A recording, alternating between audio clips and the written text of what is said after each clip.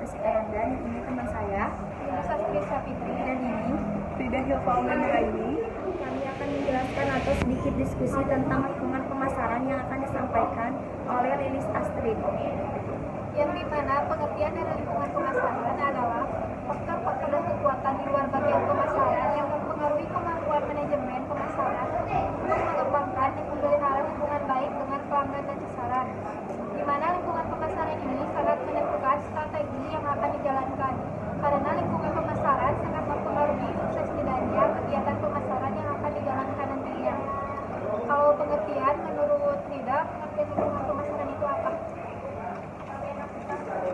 Menurut saya, lingkungan pemasaran diartikan sebagai kekuatan yang ada di dalam dan di luar perusahaan yang mempengaruhi kemampuan manajemen pemasaran untuk mengembangkan dan mempertahankan produk-produk bank yang ada.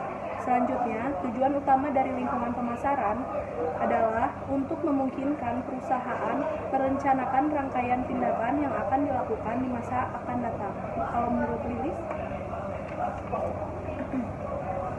Tujuan dari lingkungan pemasaran yaitu untuk mengembangkan dan menjaga pertukaran yang menguntungkan dengan pasar sasaran.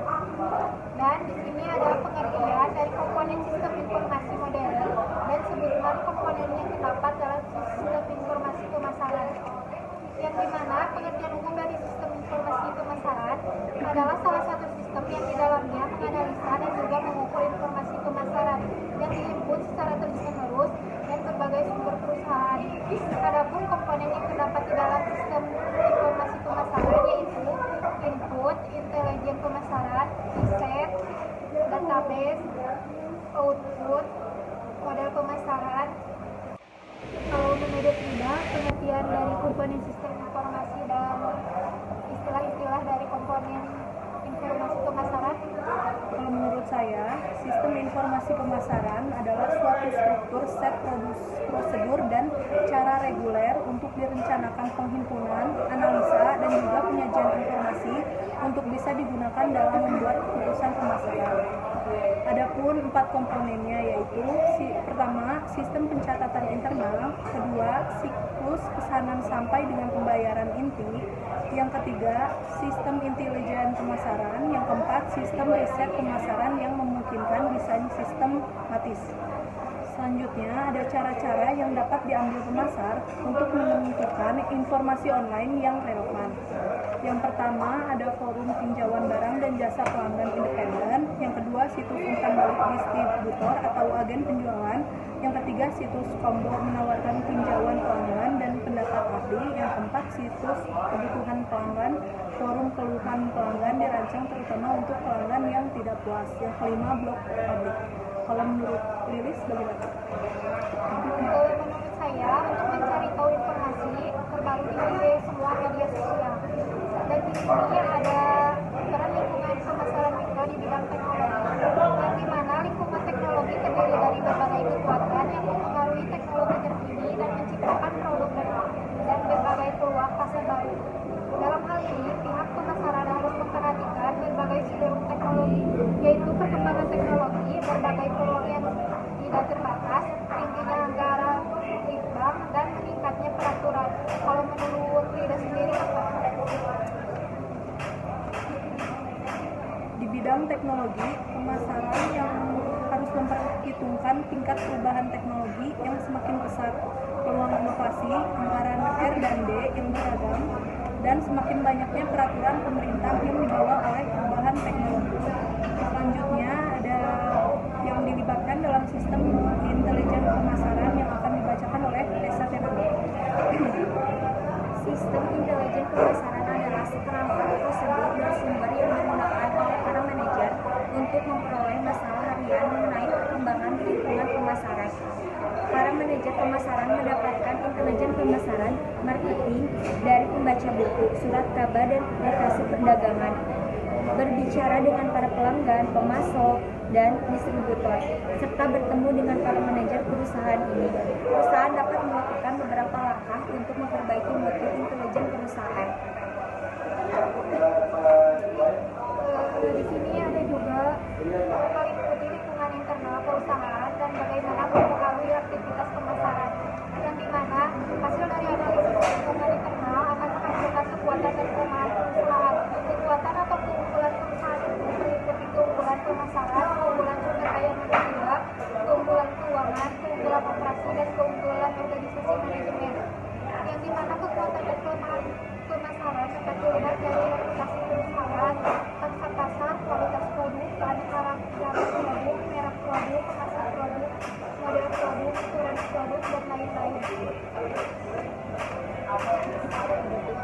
Adapun catatan internal yang bermanfaat.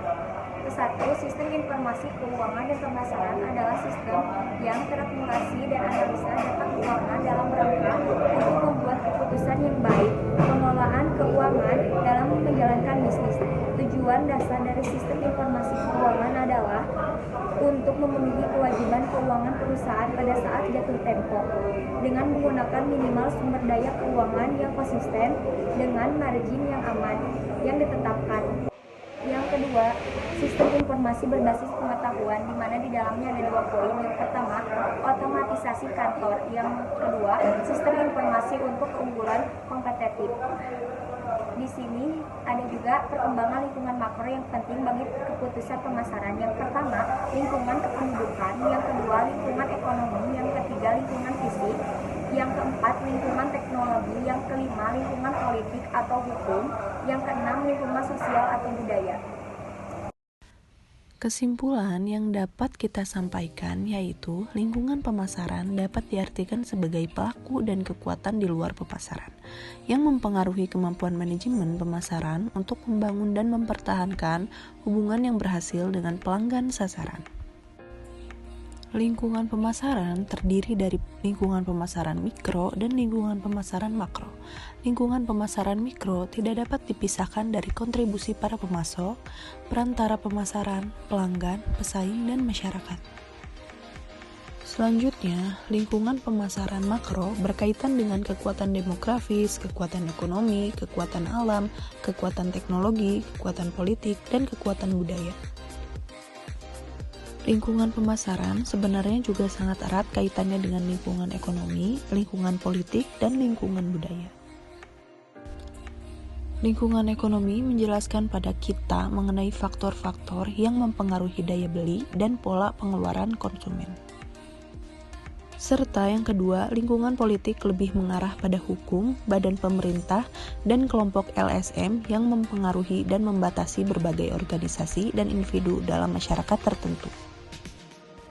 Serta yang terakhir adalah lingkungan budaya yang memberikan penjelasan bahwa lingkungan pemasaran juga dipengaruhi oleh institut dan kekuatan lain yang mempengaruhi nilai dasar, persepsi, selera, dan perilaku masyarakat.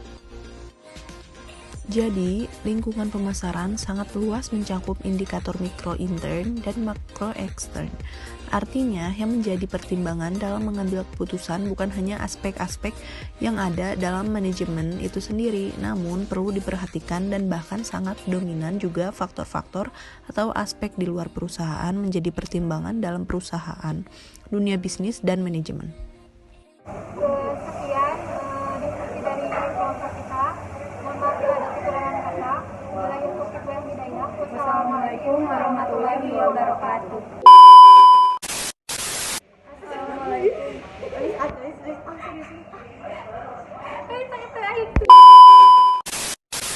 Assalamualaikum warahmatullahi wabarakatuh.